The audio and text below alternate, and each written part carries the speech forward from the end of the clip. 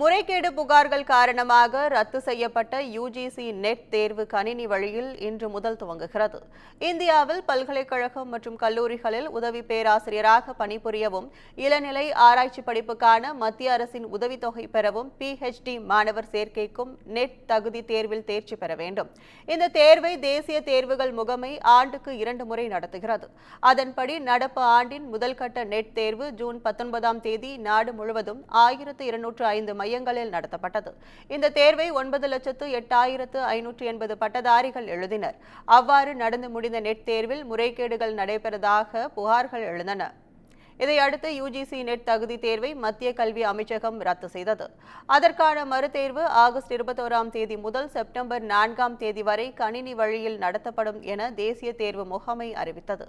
அதன்படி இத்தேர்வு கணினி வழியில் இன்று துவங்குகிறது.